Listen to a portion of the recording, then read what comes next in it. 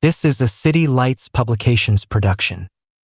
In the ruins of a forgotten world, beneath a rising supermoon, an ancient device lays with the power to open the gates between worlds. A trial is set that will allow only one to uncover its secret, but every choice will leave a mark in shadow.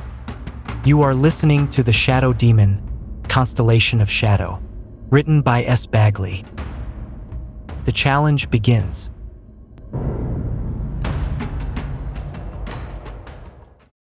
Kai stepped out of the portal and into a world of shadowed beauty.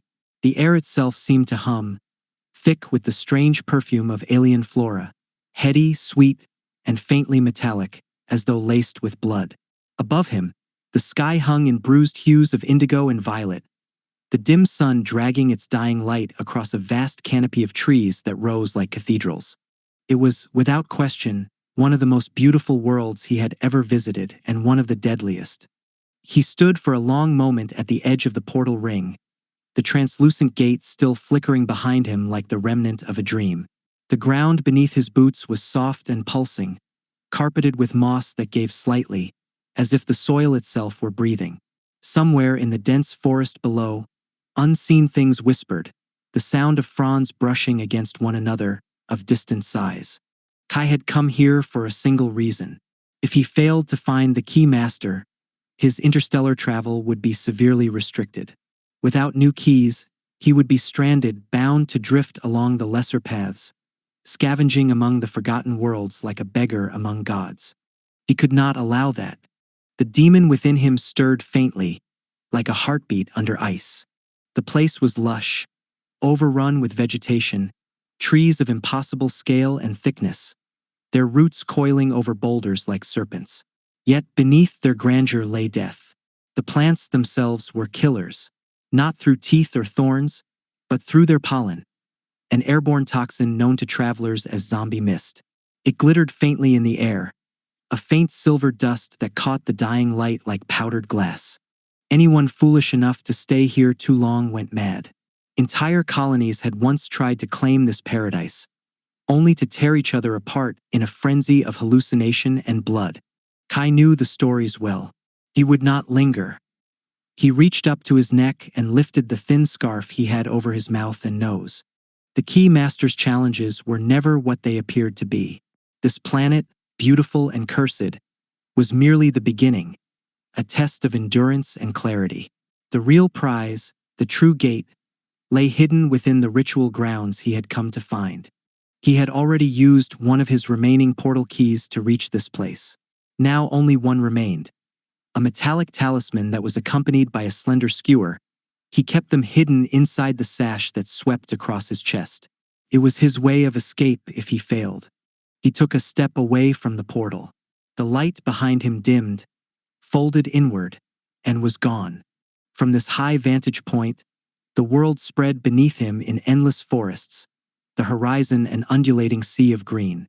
Between the trees were patches of dull silver where the pollen shimmered thick as fog. Above it all, the sky glowed with that strange eternal dusk, the light neither day nor night, suspended in eternal indecision. He knew where to go. He had been here before. Long ago, the Axis gods had built pathways between the stars, etheric routes accessible only to beings of immense power. The most potent of them could channel their connection to the ether directly and move between worlds at will. For the rest, for beings like Kai, tools were required. Portal keys, single-use artifacts capable of unlocking the ether's hidden arteries. And the Key Master, the elder being who forged them, was a legend across systems. Some claimed he was not merely a craftsman, but an Axis god himself, the keeper of celestial doors. Whatever the truth, he never revealed himself easily. His trials were known to drive travelers to madness or ruin. Kai reached the starting point of this particular trial as dusk thickened into violet gloom. It stood upon a high stone terrace, a viewing platform that might once have been a temple. 7 massive pillars encircled its edge, each carved from a black, glass-like stone and etched with alien runes that shimmered faintly under the fading light. The runes were drawn from hundreds of languages, ancient tongues, forgotten scripts, dead civilizations whispering through the stone.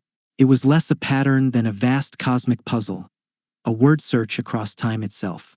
At the far end of the terrace, the cliff rose into a single broad wall of rock, polished flat.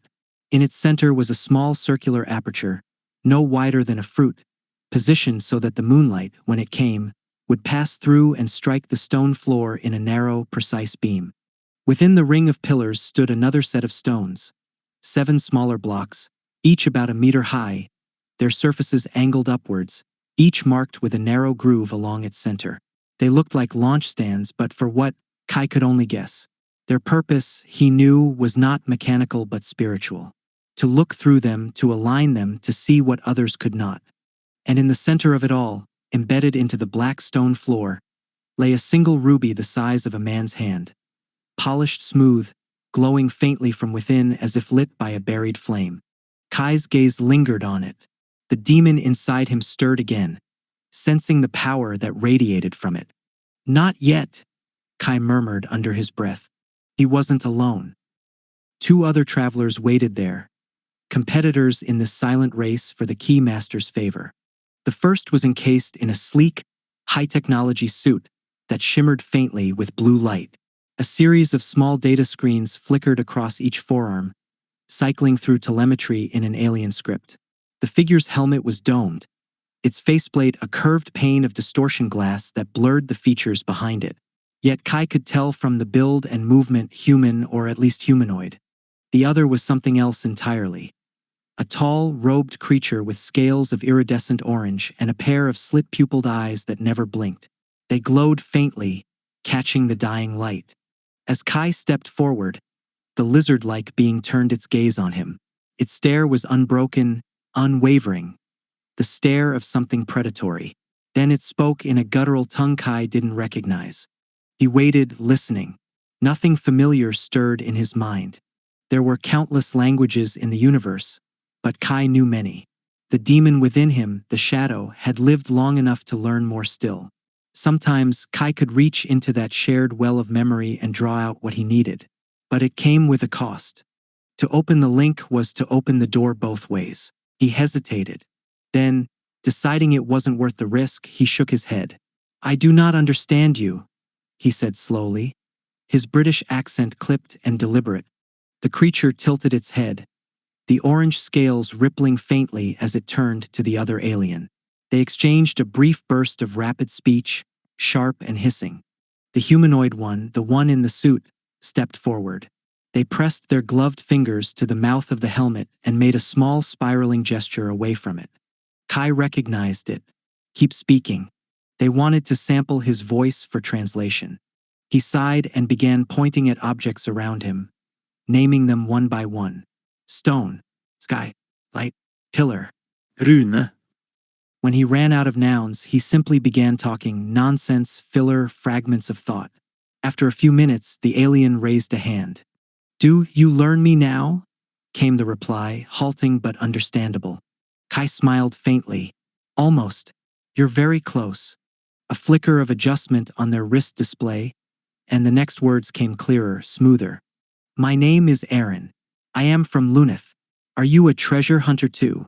"I suppose I am," Kai replied evenly. "Are you?" Aaron gave a small nod.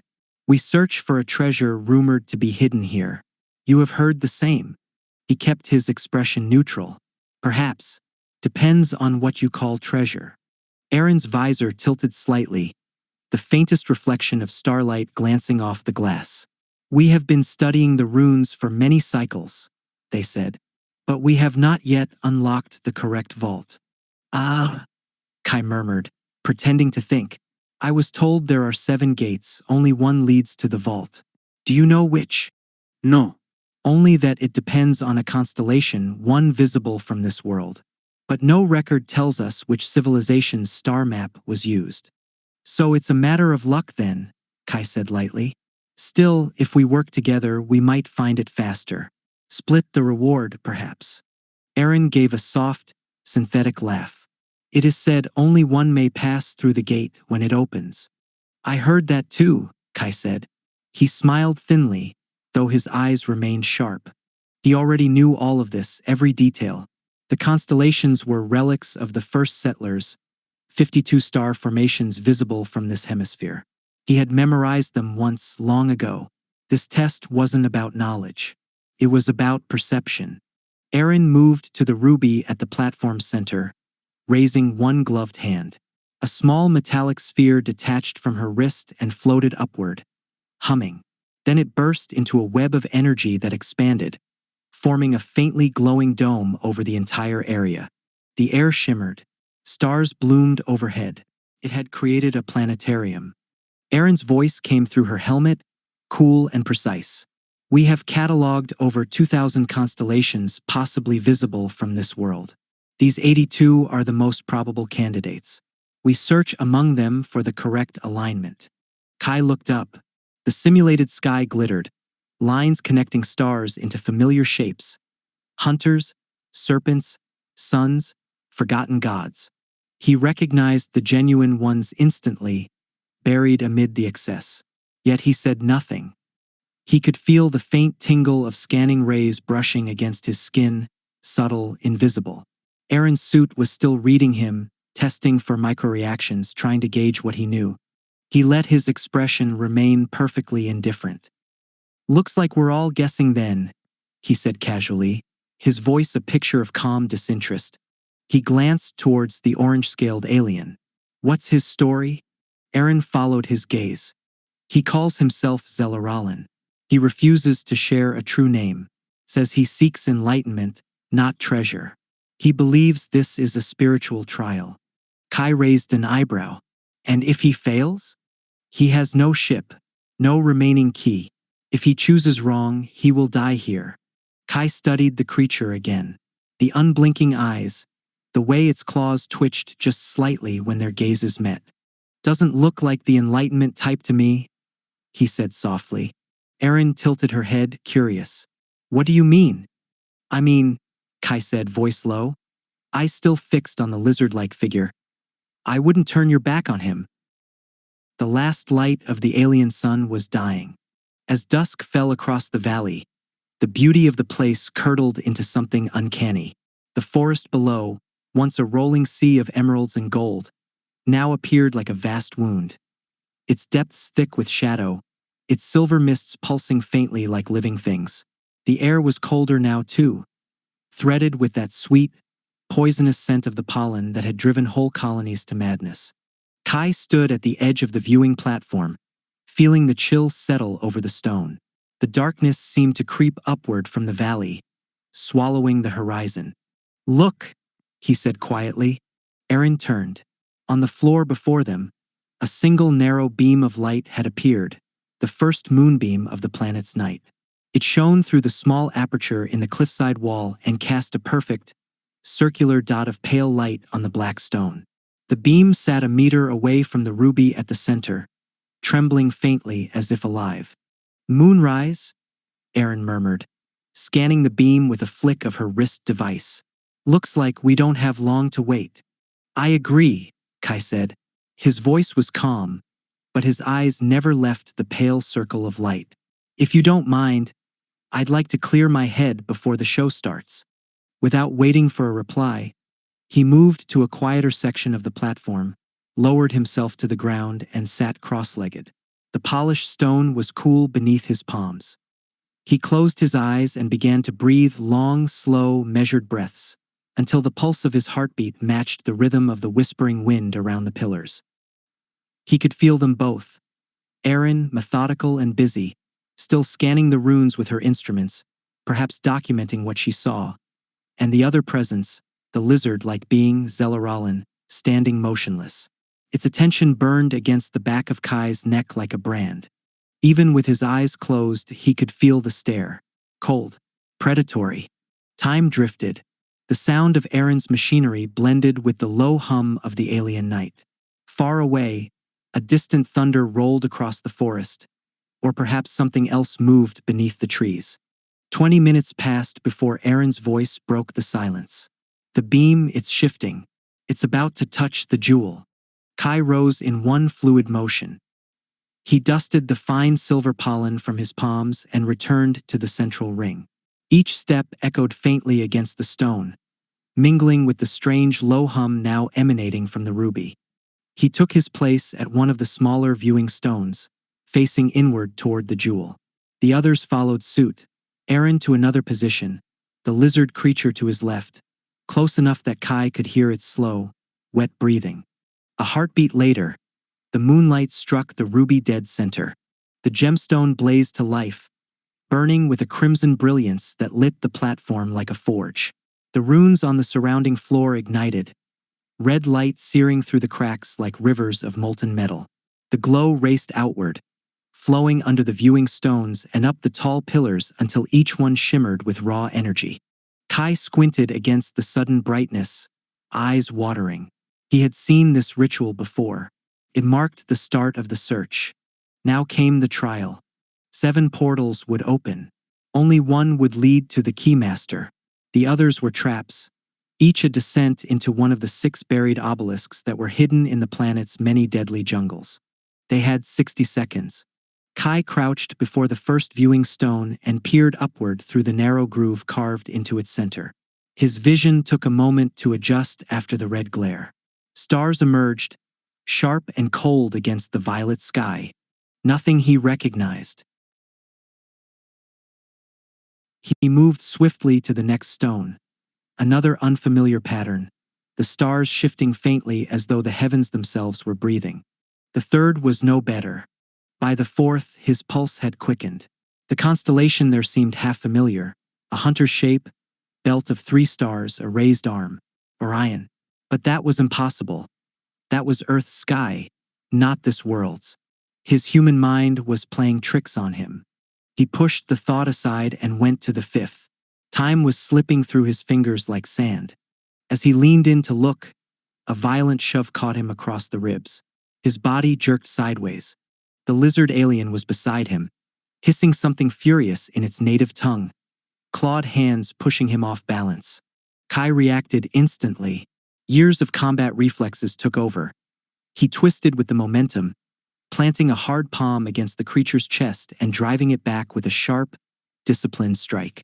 The alien staggered but didn't fall. Kai didn't engage further. He had no time for squabbles. He moved to the 6th viewing stone and bent low. Again, the heavens offered nothing but alien configurations. Too many stars, too much noise. Then the red glow on the floor began to change. The light that had streamed outward from the jewel was withdrawing, siphoning itself into the 7 great pillars.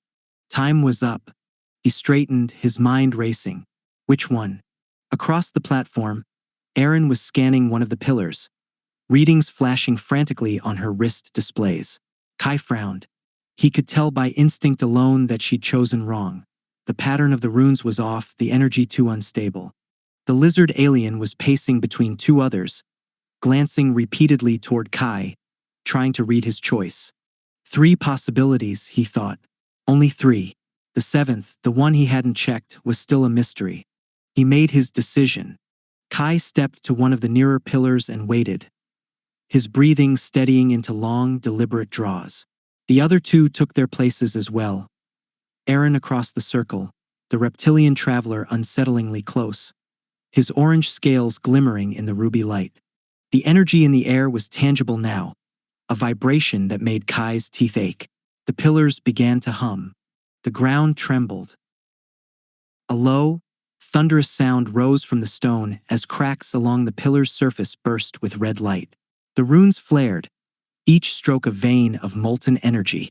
Then, with a sound like tearing fabric, the face of the pillar imploded inward, forming a circular vortex of swirling darkness rimmed with crimson fire. The portal was open. No one could see where it led. It was a leap of faith or folly. Kai exhaled once, slow and controlled. He knew the risks. If he was wrong, the demon inside him would not forgive it. He stepped forward and was hit hard from the side. The impact threw him off his feet. He rolled instinctively, the world spinning in flashes of red and black, and came up crouched, one hand braced on the ground. The lizard alien had shoulder-barged him out of the way and was already leaping through the portal. Its scaled form vanished into the vortex, swallowed whole.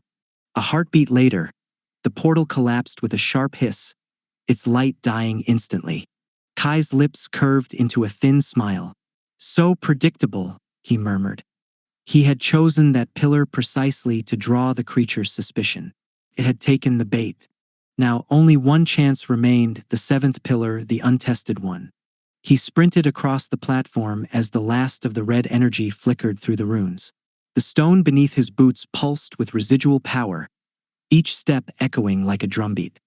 He reached the final pillar and leapt, aiming to dive through before the energy faded. A flash of blue light exploded in his chest. The shockwave hurled him backward. His body slammed into the ground with brutal force.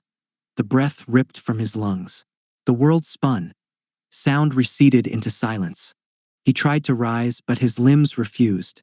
A sharp, electric numbness spread through him. Across the platform, Erin lowered her arm, a small barrel device retracting into her wrist. Smoke curled faintly from its muzzle. Kai's vision blurred. The last thing he saw was her silhouette striding towards the seventh pillar, weapon ready, her movements calm and assured. Then darkness claimed him. Erin was almost at the portal's threshold. Then something shifted in the dark beside her, a whisper of movement too fast for the eye. A hand caught her weapon before she could raise it. Erin froze. Her helmet turned and met the face of Kai. But it was not Kai. His posture was rigid, unnatural. The lines of his face seemed sharper, his skin slightly ashen under the red glow. His eyes, once hazel, were now a solid, luminous white, unblinking, depthless. The demon had awoken. Her voice trembled. "What are you?" The thing wearing Kai's shape tilted its head slightly but said nothing. Then it moved. The kick struck her square in the chest. The impact was like being hit by a meteor. Erin's body lifted from the ground, flung across the platform. She hit hard, sliding several meters before coming to rest in a heap. Sparks flickered across her damaged armor. The demon turned away without a second glance. Its white eyes glowed faintly as it stepped toward the portal. For an instant, the entire world seemed to dim around it, the shadows bending inward, drawn to its form like smoke to a flame. Then it vanished through the vortex. The red light of the pillar guttered and died.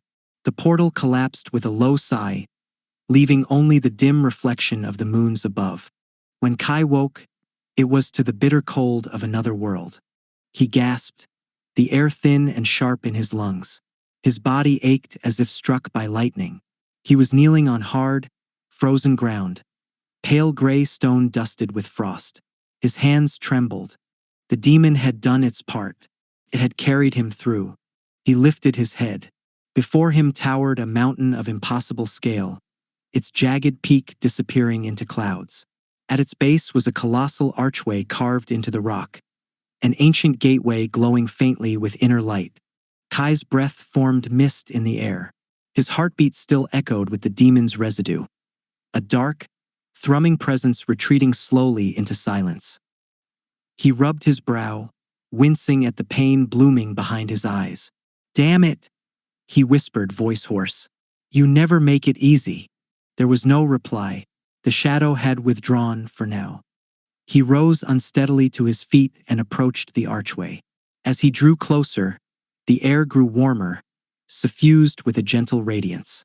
The massive doors within the arch shimmered as though alive, veins of light pulsing beneath their surface. He reached out, and light burst forth, blinding and absolute.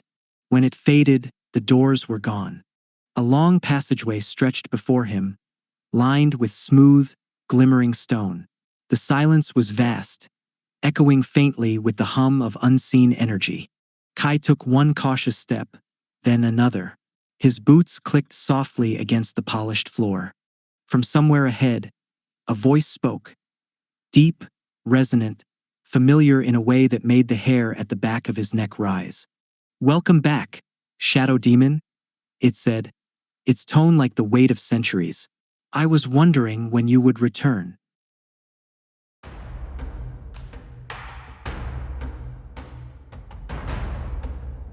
Thank you for listening. This has been The Shadow Demon, Constellation of Shadow, written by S. Baggley, a City Lights Publications production. For more stories from the Shadow Demon Saga, please make sure you subscribe to our channel.